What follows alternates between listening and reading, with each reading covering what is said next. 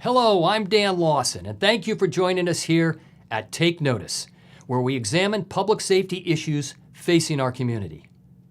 Hey, last week I won the lottery. Well, that's what my email said. And my granddaughter needed me to wire money to her in South America. Well, that's what the nice gentleman on the phone said, and I really need the secret of ridding myself of belly fat. Well, that's what the flashing red notice said on that website.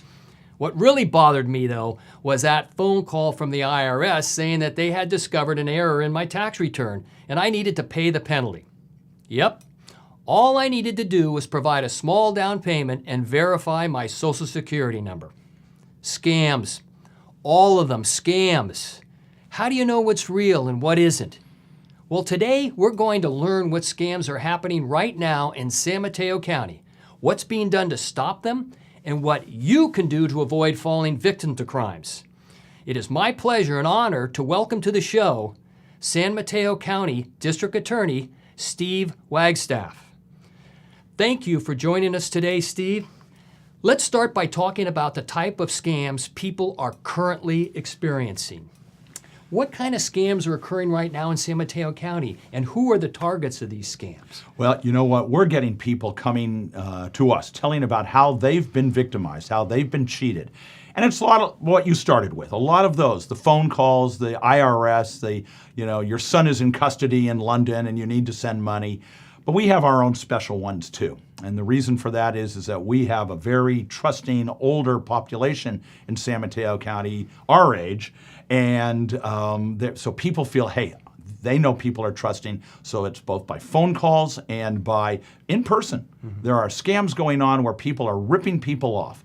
Let me give you an example of one that's just occurred in our county, and I don't know another place in this state where it's occurring. We've had it happen at 2 different occasions last year, and that is the juror scam, where we have people calling up saying, you failed to show up for jury duty. And you'd say, well, I didn't even get a jury notice. That's no excuse. You were ordered in, and the judge is going to hold you in contempt. However, if you will send this sum of money, you will not then be arrested for failing to show up for jury duty. A total and complete scam made up. We don't even know whether there were people that fell for that. And it seems like many people would probably pay to get out of jury duty. If they would think it would save them from having to go in front of a judge and be told you're in contempt, yes, people will fall for that one. That's an example of one that's a San Mateo County special, and it's offensive. Right. And now, who are these perpetrators, though?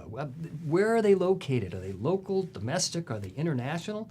Well, I think they fall into 2 categories. Mm-hmm. For the phone scams and many of the internet scams, it's international. Mm-hmm. We know and been able to trace back that they may be in certain African countries, Eastern Europe, and untouchable. Mm-hmm. Quite candidly, even the FBI, untouchable in trying to get at them once we find out about the scam. But there are plenty of local people here too. We run into people here who are local. Those tend to be more often personal contact. They won't be the phone or the computer. Those may be more where somebody is coming up to you at your home while you're watering the lawn and say, hey, I've got this for you. This can happen here. Yeah, frustrating. And I know earlier we were talking about a memorable case that could give a good example of what you just spoke about. That case in the South County, I think, down in Menlo Park. This one, it's a horrible example of taking advantage. There was a woman, older woman, who was living, her children all lived out of the area. She was living by herself, and she was just walking in downtown. And this young man in his late 20s came up to her and just started talking to her. He was very friendly. And he told her, at the end of the conversation, I don't have a place to stay. Can I stay with you tonight? Because what he saw was, I've got a victim here. Mm-hmm. I've got a woman I can take advantage of. And he did. He ended up staying with her that night, and he kept staying. He ended up moving his girlfriend into the house. He ended up getting onto her checking account, taking thousands of dollars from her. And you know what? He was a parolee, on parole at the time. And these people are out there. And how did we get that one? We solved that one because her daughter, the victim's daughter, happened to come visit, said, who are these 2 people here? And immediately, instead of just kicking him out and doing it, she called the police. And the police did a great job. We prosecuted him, and his residence today is the California State Prison. And that's where people like that belong for trying to cheat her. Good place for him. My mother-in-law fell victim to that, and she was afraid. She was told not to not to call the police, and Yeah. so she didn't tell any of her family. We would have known right away. Yeah, and that you know what, that part, if you tell your family you're endangering your family, Right. is a common theme, Right. because they know that, again, people will be fearful because they Mm-hmm. so love their family, they don't do it, and it's a very clever ploy by these scammers. Right, but it's still a good suggestion, as you mentioned, to keep a good eye on our folks and make sure that they are elderly folks and make sure that they're not falling victim to these scams. Yeah. You can't call often enough. You Right. can't call to say, Mom, Dad, how you doing? What have you been doing this week? Because they may tell you, oh, Right. I met this very nice Nice young man. man, and that should send your antenna up to say, maybe this is a fraud. Right. You get any strange emails, you get any strange phone calls, et cetera, et cetera. You know, is there a cycle to these scams at all? I mean, any time of year or this happens? You know, Nothing not really. We tend to see these year round. They tend to, during a holiday like the holiday season, they're probably more out there. But these scammers, they're not working. This isn't a side thing. This is how they make their living. Right. And so for them doing it year round, and they're like an unlawful salesman. They'll ask 100 times, hoping that they get one person fall victim, and that one person may give them all the information they need Right. to totally scam them off. Right. And you alluded to it a little bit earlier. Are these criminals hard to catch? Unfortunately, they are, particularly the ones that are on the phone and on the internet, because they're at a distance. For instance, when you can get those phone calls and you'll see a local area code, you'll see a 650 area code.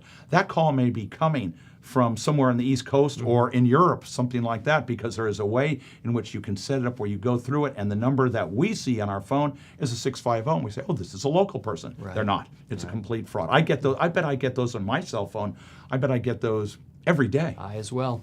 And we Right. all see that. Yeah, so they're hard to prosecute. I can They're imagine very hard. very hard. And the key is that everybody Right. has to be alert to there are a lot of scammers out there. There's a lot of fraud. You know, another area where there is fraud in our county, and we do get a lot of these to prosecute, and that is when somebody innocently, that's the with the internet, somebody says, I want to sell something. And I will go, and they'll say, sure, but let's meet in this parking lot up in South San Francisco at 8 at night. And that's just a setup to get robbed. We have so many robberies, and we do capture many of those, and we prosecute and send them to state prison. But that is a very common thing. Don't do anything that isn't going to be out in an area where everybody's at. When somebody wants to meet in an isolated area, basically you're saying, I'm going to be a victim. Don't let that happen. And our younger viewers could fall victim of that too, not just predominantly the elderly who tend to fall victim to some of these telephone scams. Dan, that's exactly right. Most of those people are younger people because they're used to selling Right. things by going Online. through online and Right. that line. And our sheriff's office has actually set up a safe zone in Redwood City where people can do that. Wow. But Yeah, good. It's wonderful. The scammers won't go there, No. so you don't have to worry about that. You Yeah. go there if Be that awfully need be. stupid if they did. Oh, it is. It's a real horrible thing that And they're doing. you mentioned that this one individual did state time. I guess it just depends on the crime, depending upon what the punishment's going to be, I guess. Well, you know, in the last 7 years, we've been working with criminal justice reform, and which has been good. However, there's one sort of saying that goes with it. Well, it's only a property crime. But what we know is that these people who are doing this and ripping people off, it's horrible what they do. They may damage somebody. We've had homes get lost by people who become trusting, and the people will actually forfeit their home to them and sell the home. It is a tragic crime, and so fortunately, our judges in San Mateo County are pretty good about saying, you know what? It isn't just a property crime. Right. You've devastated a life by doing this, and that. So we do have some success in getting That's good good, sentences that in our county. It isn't just simply it's property, forget about Right. it. I know San Mateo County has a very good prosecution rate. Yeah. Well, we have a good citizenry here that helps the community be safe. Which is critical, right? It is. That collaboration. We have one of the lowest crime rates in the state of California, and I attribute that in part to a good criminal justice system, but more to a great community that when they see things like what are going on, these scams, they're going to say, I'm calling up. I'm going to call on this one. It's wrong. Yeah. So let's keep it that way. So why do people fall victim? I know you touched on it just a little bit already, but you said something about trust. It's trust. It's 100% trust. And that's a good thing. We want to be able to trust our neighbors, our friends, and our family. And we want to be able to, when that nice young man or that nice young woman comes up to us, we want to be friendly back because they seem so nice. But we do have to say that you need to have your caution ears on. You need to be cautious and proceed. And when anybody ever tells you, well, don't tell your family about this, that's it. Cut it off right there. That's exactly a sign that somebody wants to steal from you. And on that line, they're either in some fashion they're going to want to rip you off. Right. Is there anything that we can do to protect ourselves? I know for me personally, I tend to, anybody I don't recognize, any number I don't recognize, I let it go to voicemail, and then usually the scammers don't leave a message. Is there anything else you can think of that to help protect us? You do want to do things like that. One thing, I spoke to a group of seniors late last year, and what I told them is, here's what I do, and I give you my full authority to do it on my behalf. Anytime you get that call from somebody, it might be a telemarketer or it might be a scammer, just simply say, hey, I'm friends with the district attorney. I would love to tell him about this. I guarantee you're going to get a hang-up. You'll get an immediate hang-up, and that's a good method. And that's what you want to watch out for. The other thing you want to do, whether you're a parent or you're the children of elderly parents, communicate about everything that's going on in their life. I like that. Communication is the answer to it, because we're all going to watch out for each other. Right. And you know what? Mom may tell you that, I got this call today from these nice people who told me that by just this small investment, I can get a whole bunch of money later, and I just need to put up $5,000 or $10,000. Send that to them. If you're talking about it, you're going to tell her right there, because I guarantee you, that doesn't exist legitimately. That's always 100% of the time when somebody says, you put a little bit of money up and you'll get a lot later, I guarantee you that's a scam and a fraud, and you'll lose your money. So I really, really do urge you to talk with your parents, talk with your children, and your friends. We are our own best guard against these scams.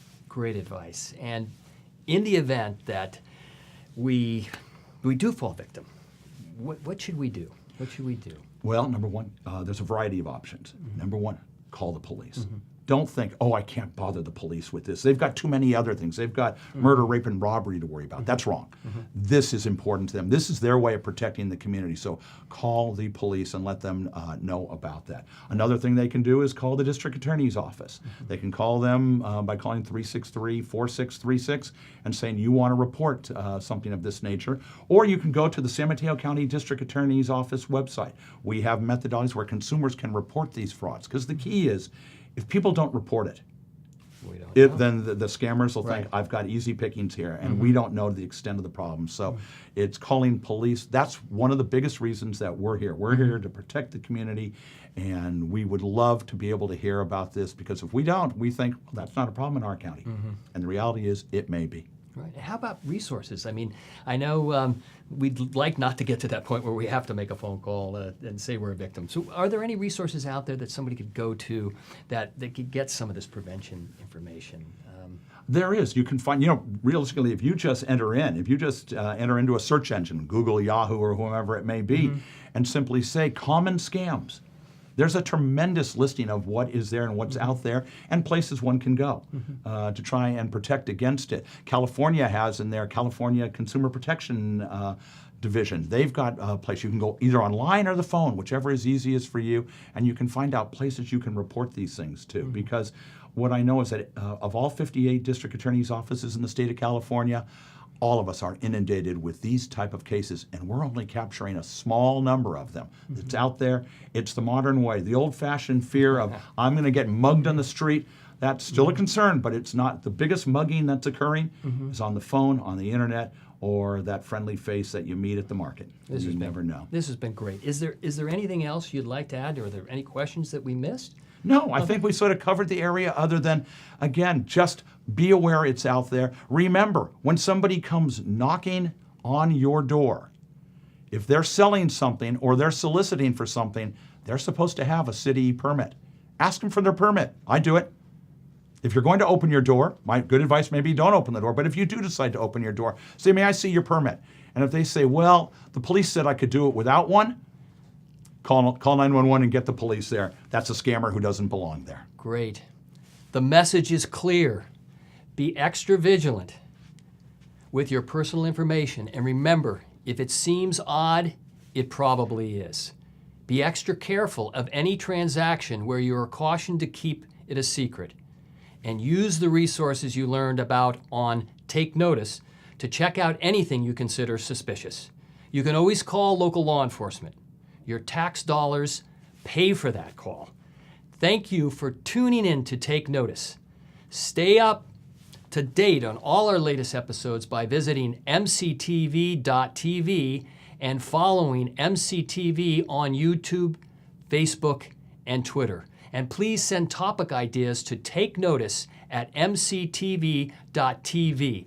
Thank you. Have a safe day. And thank you, Steve, very much for Dan, thank you very efforts much. today. Enjoyed for being able to do this. Great. Thank you.